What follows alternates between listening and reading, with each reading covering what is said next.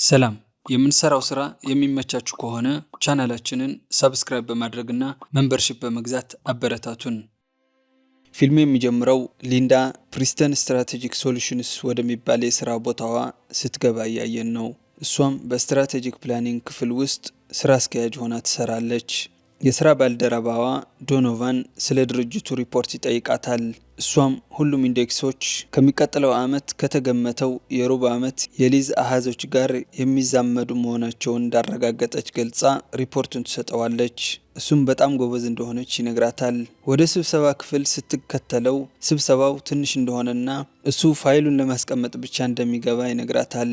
ሁሉም ሰው ስራውን የሰራችው እሷ መሆኗን እንደሚያውቅ ለሊንዳ ያረጋግጥላታል። በዚያን ቅጽበት ሁለቱ የሊንዳ የስራ ባልደረቦች ቼዝ እና ሪቨር ከስራ በኋላ ካራኦኬ ስለመሄድ ማውራት ይጀምራሉ።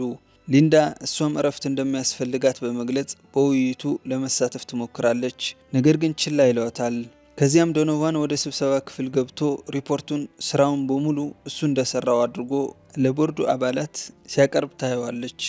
በኋላም በእለቱ ሊንዳ ስዊቲ ለምትባለው የቤት እንስሳ በቀቀኗ በስራ ቦታ ስለተፈጠረው ነገር ታወራለች። በመጨረሻም ወደ ምክትል ፕሬዝዳንትነት እንደምትሾም ትናገራለች። በተለይም የቀድሞ አለቃዋ ከዚህ ዓለም በሞት ከተለዩና ልጃቸው ብራድሊ ፕሬዝዳንት ሆኖ ሊሾም መሆኑን ተከትሎ አልፎ ተርፎም ባለፈው ዓመት በገና ድግስ ላይ ብራድሊ እንዳቆላመጣት ለስዊቲ ታስታውሳታለች።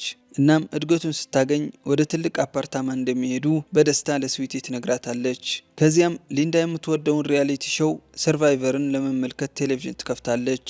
በሚቀጥለው ቀን ብራድሊ የድርጅቱ አዲስ ፕሬዝዳንት ሆኖ በይፋ ይተዋወቃል። ሊንዳ ወደ እሱ ቀርባ ባለፈው ዓመት በገና ድግስ ላይ እንደተገናኙ በማስታወስ ራሷን ታስተዋውቀዋለች። እሱ በዝምታ ራሱን ይነቀንቃል። ከዚያም ስለ አባቱ ህልፈት ይቅርታ ትጠይቃለች። ነገር ግን ብራድሊ ብዙም አይሰማትም። ይልቁንም በከንፈሯ ስር በተጣበቀ ትንሽ የምግብ ፍርፋሪ ትኩረቱ ይከፋፈላል። ከትንሽ ቆይታ በኋላ ይቅርታ ጠይቆ ይሄዳል።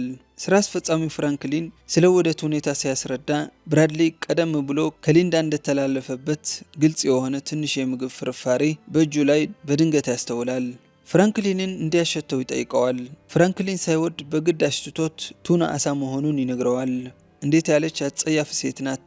ብራድሊ በለሆሳስ ያጉተመትማል። ፍራንክሊን አባቱ ለሊንዳ የምክትል ፕሬዝዳንትነት ማዕረግ ቃል ገብተውላት እንደነበር ለብራድሊ ይነግረዋል። ብራድሊ ስራው ለዶኖቫን እንደሚሰጥ በግድ የለሽነት ይመልሳል።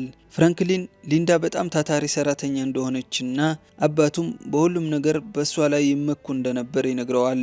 ነገር ግን ብራድሊ አሁንም ውሳኔውን ለመቀየር ፈቃደኛ አይደለም። እንዲያውም እሷ ስለምታስጠላው ራቅ ወዳለ ቦታ እንድትዛወር ሀሳብ ያቀርባል። ፍራንክሊን ከዚያም በባንክ ያለውን ግዙፍ የውህደት ስምምነት ያነሳል። እዛ ያሉትን ጉዳዮች እስካሁን እንዳልተፈቱ ያስረዳዋል።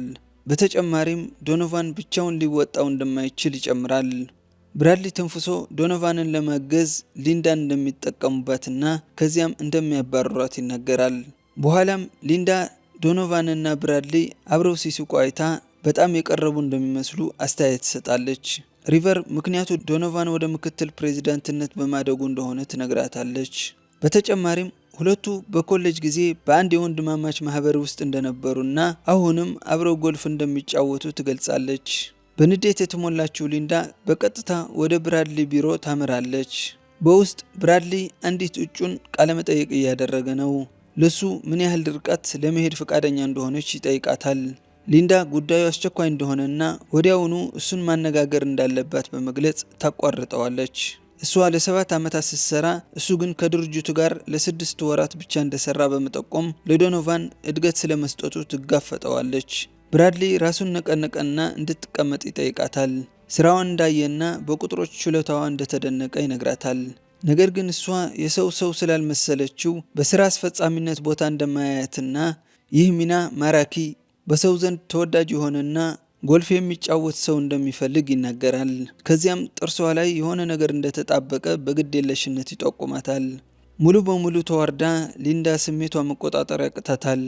ይህንን ሲያይ ብራድሊ ስምምነት ያቀርብላታል። በባንኮክ የውህደት ጉዞ ላይ እንድትቀላቀላቸውና እዛ ላይ ያሉትን ችግሮች መፍታት ከቻለች እሷን የማሳደግ ጉዳይ እንደገና ሊያስብበት እንደሚችል ይጨምራል። በዚያን ቅጽበት አንዲት ሴት ገባች እና ብራድሊ እጮኛው ዙሪ መሆኗን ያስተዋውቃታል። እሱ ሊንዳን ከምርጥ ሰራተኞቻቸው አንዷ እንደሆነች ሲያመሰግናት እሷም በማይመች ሁኔታ ፈገግ ትላለች። ከዚያም ሊንዳ በጠረጴዛዋ ላይ እንደ ቱና ያሉ ጠንካራ ሽታ ያላቸው ምግቦችን በመብላቷ ቅሬታዎች እንደደረሱት ጠቅሶ ይልቁንም የእረፍት ክፍል እንድትጠቀም ይመክራታል። ሊንዳ እቃዎቿን ይዛ ከቢሮ ትወጣለች።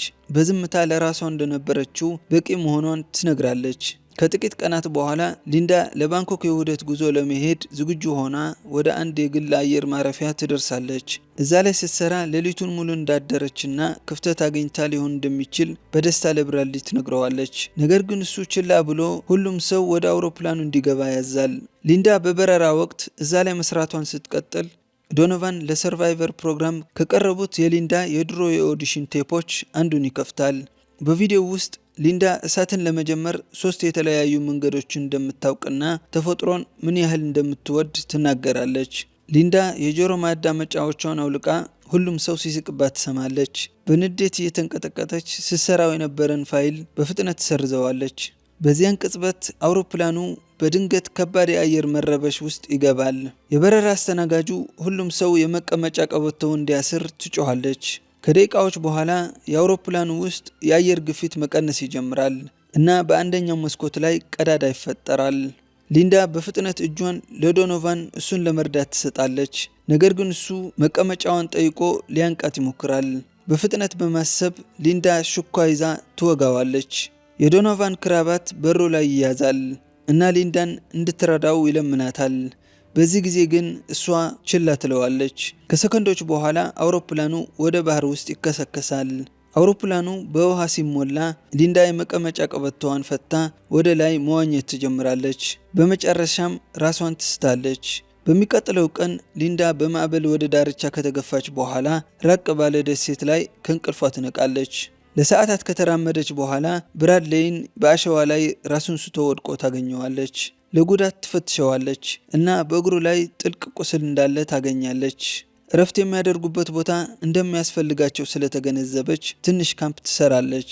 በመጀመሪያ የሙዝና የኮኮናት ቅጠሎችን ሰብስባ መጠለያ ለመስራት በወይን ተክል ታስራቸዋለች። ማዕበሉ መምጣት ሲጀምር ጉድጓድ ቆፍራ ውሃ ለመያዝ የሙዝ ቅጠሎችን በኮኮናት ቅርፊት ላይ ታደርጋለች። ማዕበሉ ሌሊቱን ሙሉ ይቀጥላል። በሚቀጥለው ጠዋት ብራድሊ በመጨረሻ እያሳለ ከእንቅልፉ ይነቃል። በተመሳሳይ ጊዜ ሊንዳ የሰበሰበችውን ውሃ እየጠጣች ነው። እሱ እንደነቃ ስታውቅ እሷም የተወሰነ ውሃ ታመጣለታለች። አሁንም ደካማ የሆነው ብራድሊ በሌሎቹ ላይ ምን እንደተፈጠረ ይጠይቃል። ሊንዳ አንዳቸውም እንዳልተረፉ ትነግረዋለች። እሱ የዶኖቫንን ስም በለሆሳስ ይጠራል። ነገር ግን እሷ ራሷን ትነቀንቃለች። ብራድሊ ከዚያም ለምን ያህል ጊዜ ራሱን ስቶ እንደቆየ ይጠይቃታል። ሊንዳ ለ1 ቀን ተኩል ያህል እንደሆነ ትነግረዋለች። እሱ በአመስጋኝነት ተመልክቷት ስለተንከባከበችው ያመሰግናታል። ሊንዳ እሳት ማቀጣጠል ችላ ወዲያውኑ በደስታ ወደ ላይና ወደ ታች ትዘላለች። በኋላም ለብራድሊ የተወሰነ አሳ ታመጣለታለች። ነገር ግን እሱ ለመብላት ፈቃደኛ አይደለም። አሁንም ጥንካሬውን እንዲያገኝ እንደሚረዳው በመንገር አጥብቃ ትጠይቀዋለች። በሕይወቷ ለመጀመሪያ ጊዜ ከዕለተ ዕለት ውጥረቷና ሁከት ርቃ ሰላም ሊሰማት ይጀምራል። በማግስቱ ጠዋት ሊንዳ ቀንድ አውጣ እንዳገኘች በደስታ ለብራድሊ ትነግረዋለች። እናም አሁን በውስጡ ያለውን ጣፋጭ ቀንድ አውጥተው መብላት እንደሚችሉ ትናገራለች። ብራድሊ ከዚያም እዚያ ምን ያህል ጊዜ እንደሚቆዩ እንደምታስብ ይጠይቃታል። ሊንዳ ምናልባት በታይላንድ ባህረ ሰላጤ ውስጥ አንድ ቦታ ላይ እንዳሉና ከአደጋው በኋላ ብዙ ማይሎች ተንሳፈው ሊሆን እንደሚችል ትናገራለች። እሱም እንደ እርዳታ የሚል ቃል ለመጻፍ የቀረሃ እንጨቶችን በአሸዋ ላይ በማስተካከል ሞክራ እንደሆነ ይጠይቃታል። ሊንዳ ሳቀችና እነሱን በሕይወት ለማቆየት ስለዚያ ለማሰብ ጊዜ እንዳልነበራት ትናገራለች። ብራድሊ ጥረቷን አቃሎ ጂፒኤስ ወይም ከአውሮፕላኑ ወደ ዳርቻ የመጣ ማንኛውንም መሳሪያ እየፈለገች እንደሆነ ይጠይቃታል። ሊንዳም ዝም ብላ ታየዋለች። ከዚያም ትኩረቷን ፍጹም የቤት እመቤት በመጫወት ላይ ሳይሆን እነሱን በማዳን ላይ እንድታደርግ ያዛታል። ሊንዳ እሷ ባትኖር ኖሮ እሱ አሁን በሕይወት እንደማይኖር በመጠቆም ትመልስለታለች። እሱ ይንቃታል እና ለመንቀሳቀስ ሲሞክር አሁንም እግሩን መጠቀም እንደማይችል ይገነዘባል። ሊንዳ እሱን ለመርዳት ስትሞክር እንዳትነካው በማስጠንቀቅ ይጮህባታል። ተናዶ በአክብሮት እንድታናግረው ይጠይቃታል። ሌላ ቃል ሳትናገር ሊንዳ ጥቂት ነገሮችን ሰብስባ ትሄዳለች።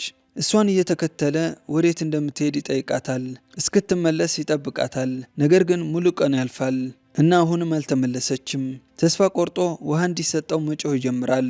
በዚያ ምሽት ኃይለኛ ንፋስ አካባቢውን ያናውጣል፣ መጠለያውንም ይነጣጥለዋል። በሚቀጥለው ቀን ሊንዳ በመጨረሻ ተመልሳ የተወሰነ ውሃ ትሰጠዋለች። ካሁን በኋላ በቢሮ ውስጥ እንዳልሆኑ ታስታውሰዋለች። በኋላም ሊንዳ የዱር አሳማ የሚመስሉ የእግር አሻራዎቹን እንዳገኘች ለብራድሊ ትነግረዋለች። እሱን ለማዳንና ለአንድ ሳምንት የሚበቃ ምግብ እንዲያገኙ ጦር ታዘጋጃለች። ሊንዳ ታርመዋለች። ብራድሊ የፈለገውን ይፈጠር ብሎ ያጉተመትማል። በተለይም ስራዋ እንዳስደነቀው ከተናገረ በኋላ እድገቱን ለሌላ ሰው ከመስጠቱ በፊት የትኛው ክፍል እንደምትሰራ በትክክል ማወቅ እንደነበረበት ታስታውሰዋለች።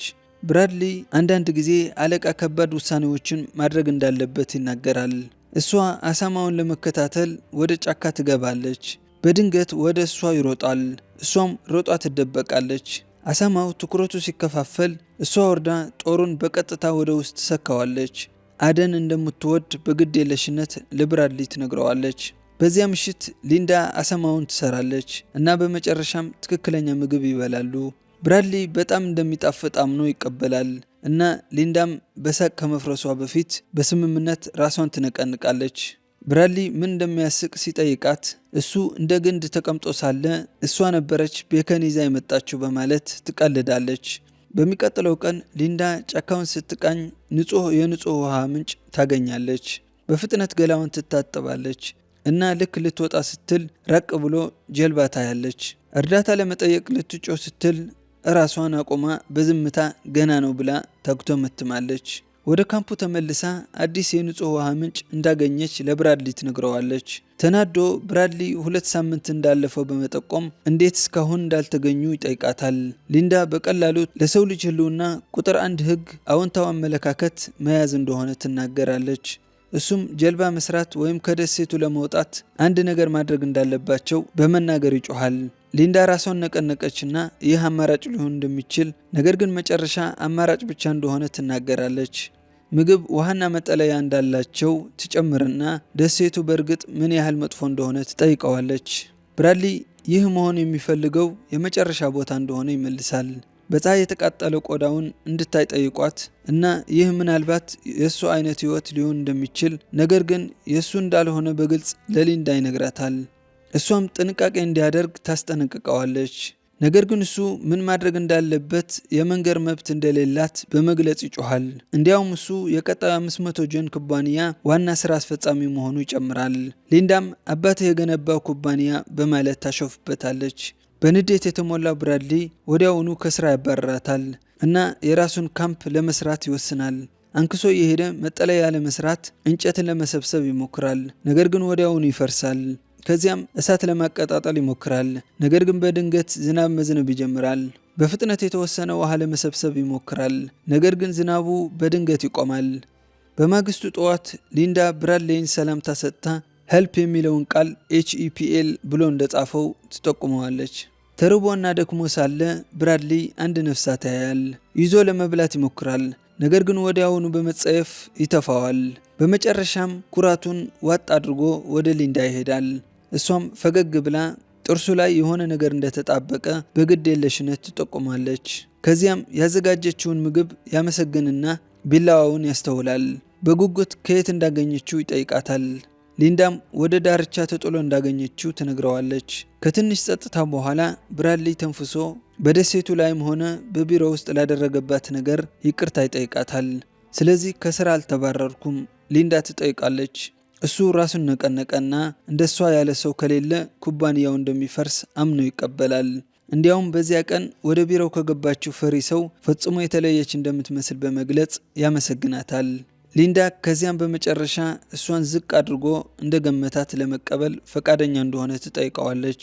ብራድሊ ወደ ካምፑ ተመልሶ ከእሷ መማር ይችል እንደሆነ በዝምታ ይጠይቃታል።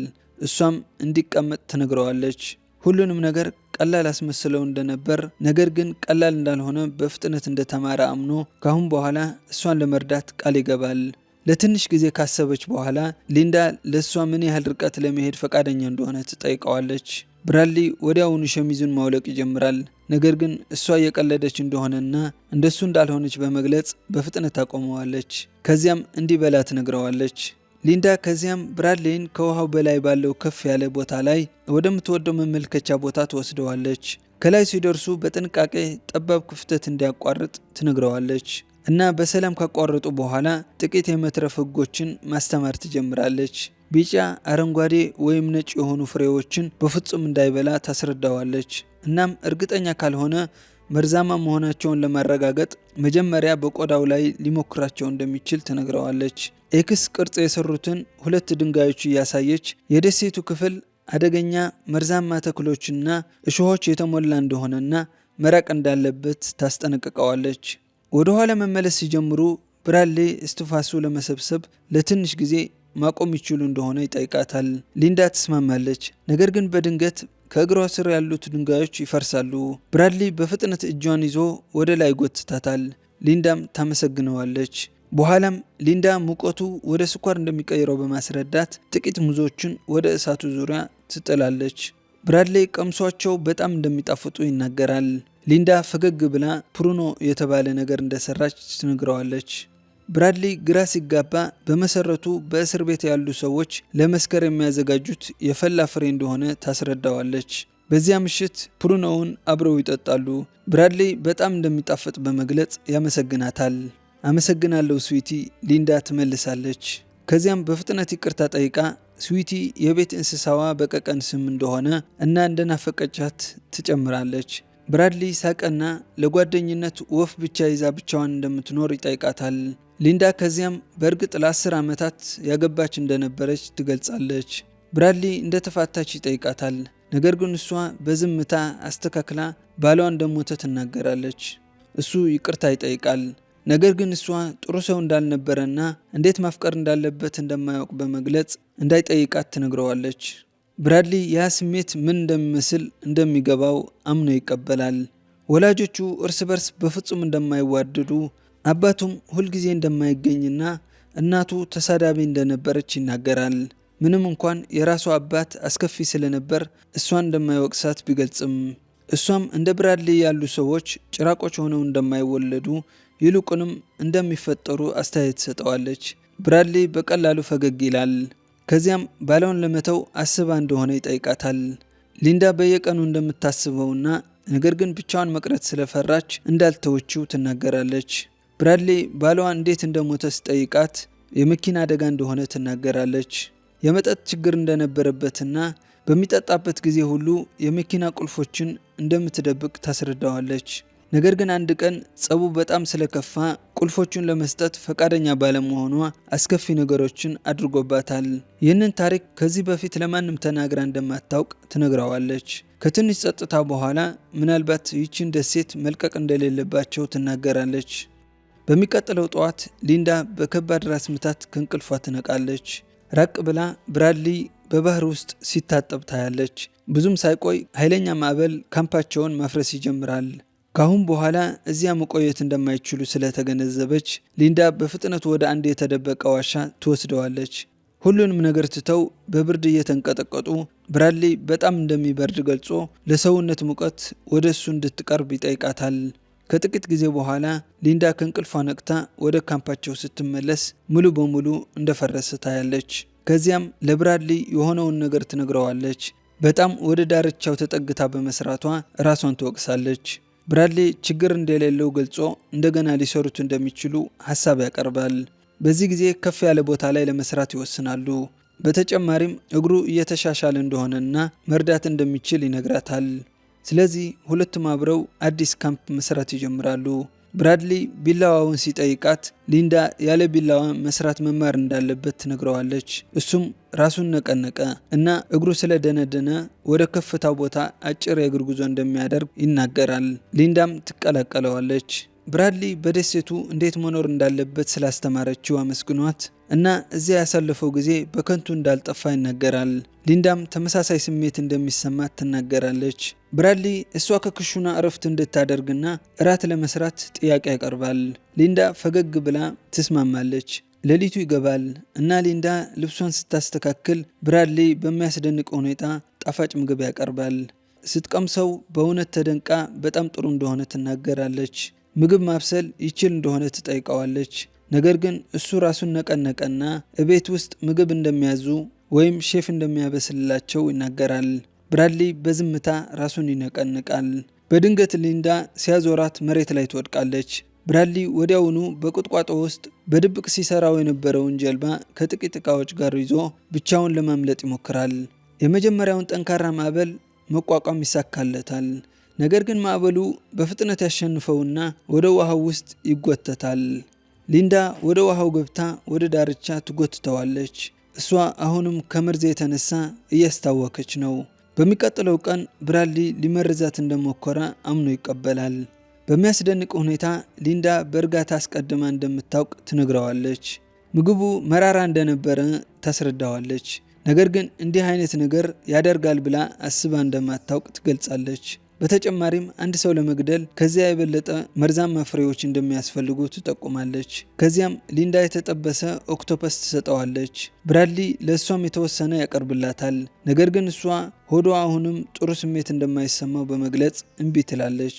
ከዚያም ለብራድሊ ካሁን በኋላ በቁጥጥር ስር አለመሆኑ ለሱ ምን ያህል ከባድ እንደሆነ እንደምትረዳ ትነግረዋለች። ነገር ግን ነገሮች ሊለዋወጡ እንደሆነም ግልጽ ታደርጋለች። ከሷ ትዕዛዝ መቀበልና ለመትረፍ በሷ ላይ መተማመን ለሱ ከባድ ሊሆን እንደሚችል ትነግረዋለች። ነገር ግን አሁን ያለው እውነታ ይህ ነው። በድንገት ብራድሊ መንቀሳቀስ እንደማይችል ይገነዘባል። ያኔ ነው ሊንዳ በእርጋታ እውነቱን የምትገልጠው። የነርቭ ምልክቶችን ስርጭት የሚከለክል ኒውሮቶክሲን ያለው ሰማያዊ ቀለበት ኦክቶፐስ አብልታዋለች። ከዚያም የሰራውን ጀልባ ጉድለቶች በመጠቆም በእውነት ማዕበሉን እንዲቋቋም ከፈለገ በጠንካራ ድርብ ወለል አጠንክሮ ማሰር እንደነበረበት ትነግረዋለች። ሊንዳ መርዙ ለጥቂት ሰዓታት ብቻ እንደሚቆይ በእርጋታ ታረጋግጥለታለች። ነገር ግን በዚያ ጊዜ ውስጥ መንቀሳቀስም ሆነ ምንም ነገር መስማት እንደማይችል ትገልጽለታለች። እናም ይህ ምናልባት የተሻለ ሊሆን እንደሚችል ትነግረዋለች፣ ሊፈጠር ያለውን ነገር ከግምት ውስጥ በማስገባት። ከዚያም በልጅነቷ ስለነበራት አንድ ባለጌ ውሻ ትነግረዋለች። አባቷ የውሻው ጥፋት እንዳልሆነና ማስተካከል ብቻ እንደሚያስፈልግ እንደነገራት ትናገራለች። ሊንዳም ምንም እርዳታ እንደማይመጣና ይህንን መቀበል እንዳለበት በቀዝቃዛ ሁኔታ ትነግረዋለች። ካሁን በኋላ አለቃዋ እንዳልሆነና አሁን በምግብ ሰንሰለት ግርጌ ላይ እንዳለ ታስታውሰዋለች። ብራድሊ ደም ሲያይ ይደነግጣል። ነገር ግን አይጥ ብቻ እንደሆነ ይገነዘባል። ሊንዳ ደግነቷን ከድክመት ጋር እንዳያምታታው ታስጠነቅቀዋለች። ምክንያቱም በሚቀጥለው ጊዜ አይጥ እንደማይሆን ትነግረዋለች። ለቀጣዮቹ 2 ቀናት ብራድሊ እሷን ለማናገር ፈቃደኛ አይሆንም። ሊንዳ ስሜቱን ለማቅለል ትሞክራለች እና ቢያንስ ፈገግ እንዲልላት ትጠይቀዋለች። ከዚያም እሱን የሚያስደስት ነገር እንደምታውቅ ትነግረዋለች። አንዳንድ ጭማቂ ፍራፍሬዎች ልታመጣ ትሄዳለች። ነገር ግን ከጥቂት ደቂቃዎች በኋላ ሊንዳ በድንገት የጀልባ ሞተር ድምፅ ትሰማለች። ዙሪ ወደ እሷ ሮጣ መጥታ አጥብቃ ታቅፋታለች። ወዲያውኑ ብራድሊ በሕይወት እንዳለ ትጠይቃለች እና ሊንዳም እንዳለ ትነግራታለች። ዙሪ በአካባቢው ይደረግ የነበረውን ይፋዊ ፍለጋ ከተቋረጠ በኋላም ተስፋ እንዳልቆረጠች ታስረዳታለች። የራሷን ጀልባ ተከራይታ እሱን መፈለጓን ቀጠለች።